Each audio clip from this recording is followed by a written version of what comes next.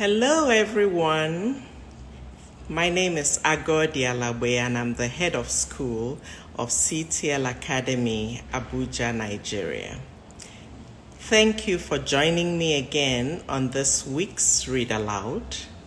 Today, we're going to read a story titled Grandpa Cacao, a tale of chocolate from farm to family.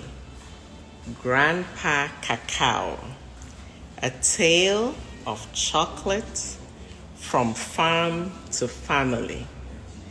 Look at all the cacao that the chocolate is made from. Oh, I see we got lots of people joining us today. Thank you for joining as we read Grandpa Cacao. Chocolate is my favorite thing ever. For my birthday, Daddy and I are making our family's special celebration cake while Mommy goes to pick another treat. Every one of us loves this cake, even my little brother Danny, who is the pickiest of picky eaters. Chocolate is a gift to you from Grandpa Cacao, Daddy says. We can only enjoy chocolate treats thanks to farmers like him. Ooh, looks like they're gonna be making some nice chocolate cake. I've never met Grandpa Cacao, but I've heard his voice on the phone. I can almost picture him. Oops, I'm having a hard time seeing this. I can almost picture him, a mystery from Africa, a place I have never been. Tell me again about Grandpa Cacao, I ask. Are you like him? Am I?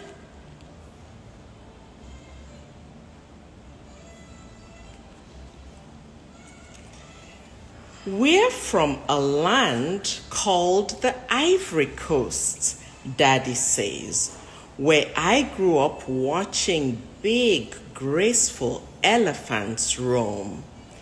It's where the air breathes hot and damp, thick with stories and music and the language of people from tiny villages and big cities. Grandpa Cacao's farm was the pride of his life.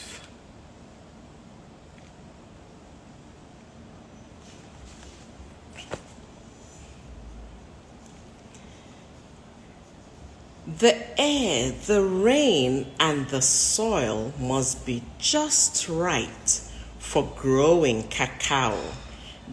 Daddy holds a sieve over the mixing bowl, and I pour in the flour. Grandpa Cacao carried heavy loads through the bush, back and forth to the fields on his wide, calloused feet. That must be where I got my white feet, I say, as I add the baking powder.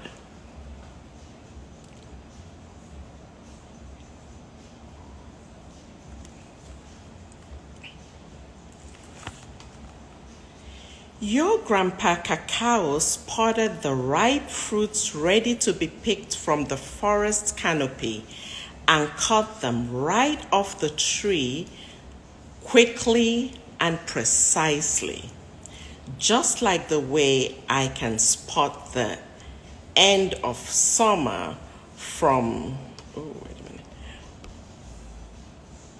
just like I can spot the end of summer from tongues of orange at the tips of the treetops. Ooh, that's a tiny print.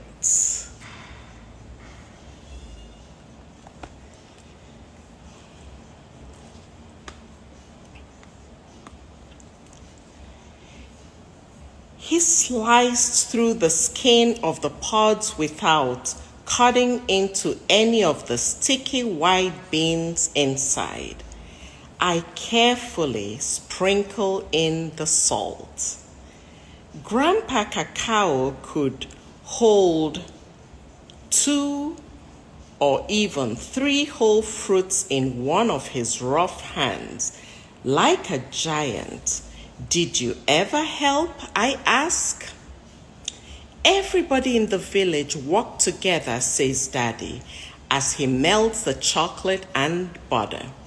When I turned 7, Grandpa let me help gather and scoop out the cacao pods, but only if my schoolwork and chores were done. Look at the cacao pod and everyone in the village helping. Grandpa Cacao and the other villagers scooped out millions of cacao beans and put them in big pits in the ground lined with banana leaves. They stirred the cacao beans every few days until they changed from white to light brown. Then Grandpa Cacao and the other strong men hoisted the beans out of the pits and onto a cement floor under the sun to dry. Warm whiffs of chocolate wafted through the air as they told stories of Grandpa Cacao. We logged the beans inside every single night so they would not rot in the morning dew, says Daddy. If tropical storm clouds rolled in, we all rushed to cover up the drying beans so that the mighty rains wouldn't drench them. I bet he could smell a rain a mile away the way I could smell a cold day.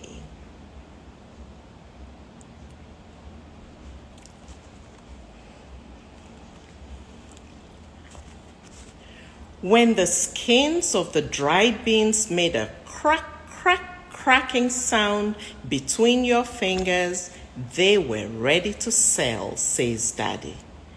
Did they taste like chocolate? I ask. My stomach is grumbling. I wonder what Mommy is bringing home. They tasted bitter, but always left a sweetness on the tongue. He adds the sugar to the cake batter. Crack, crack, crack. I break 1, 2, 3 eggs into the bowl, but don't let any shells fall in.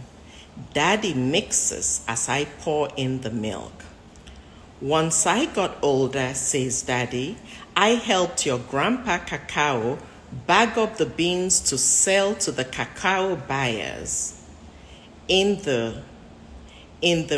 the roads weren't flooded from the rains, they came to our villages in trucks with their big scales and bundles of money to buy our beans. Then they sent them off for chocolate making.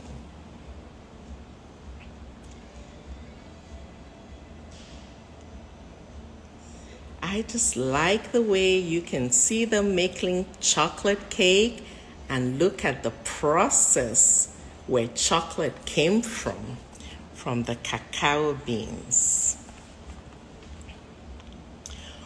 Once we sold our cacao beans, we dashed off to the Friday market. It buzzed with every farmer in town eager to spend his hard-earned money. Daddy smiles as he remembers. We used our money to buy food, school supplies, uniforms, books, and fabric to have our special occasion clothes made. Your Grandpa Cacao and I always visited Grandma's fruit stall at the market with a surprise.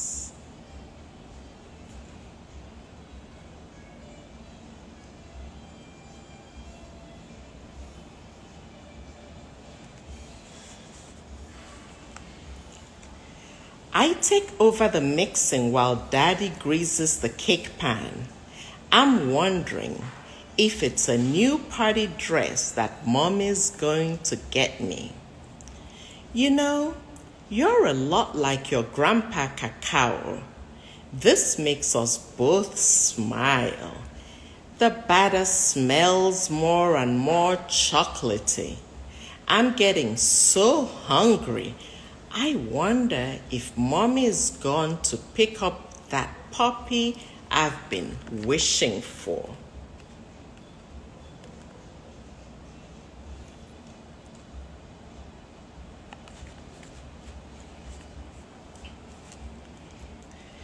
Grandpa Cacao didn't eat anything chocolate himself, says Daddy, because it was a fancy and expensive treat.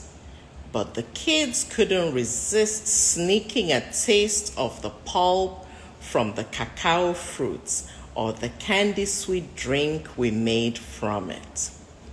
Daddy dips a finger into the bowl and has a taste.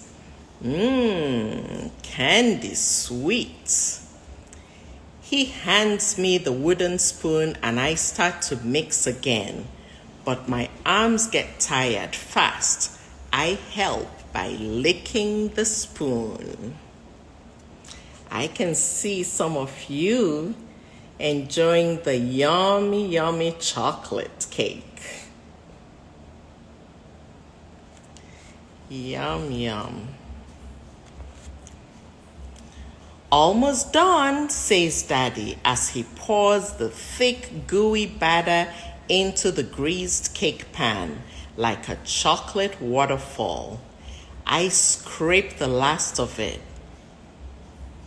and think about Grandpa Cacao and all that he did to help make this cake. Daddy pops the pan into the oven and we wait. The batter rises and slowly bakes. I can smell the chocolatiness oozing from the oven and I can't wait to taste it. I can almost smell it too. Look at that yummy looking chocolate cake.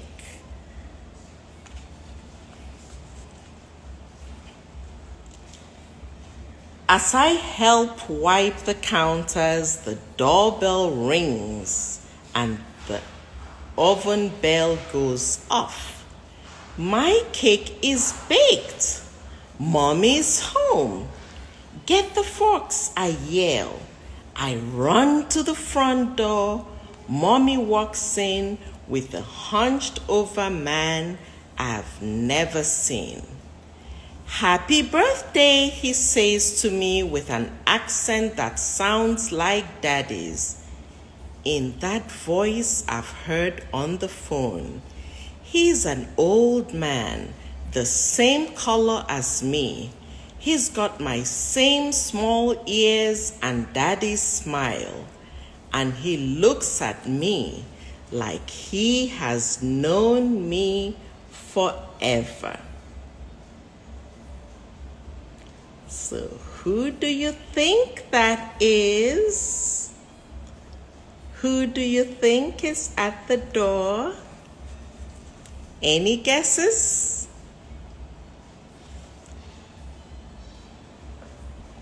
I'm looking. He pulls me into a strong hug, then offers me a big oval fruit that's yellowish orange. I can feel how rough his hands are as I take it from him. I need both my hands to hold the fruit.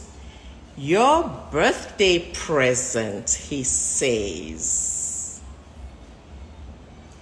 So who is that?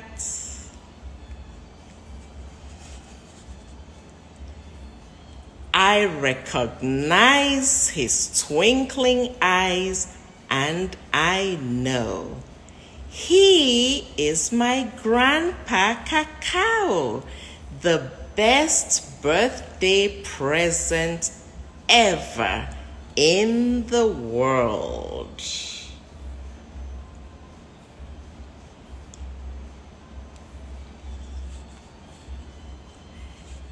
The end. Wow. Thank you all. I see lots of people have joined today. I see Aldrin and Miss Jordan and Nini. Who else do I see? Mr. Ebube and Miss Aditi, Joyce. Wow. Thank you all for joining. I hope you love the story. I'm waving to some of you. And I will see you next week when we do this again with another fun read aloud. So go make some chocolate cake and remember where chocolate comes from the cacao plants from Africa. See you next time. Bye.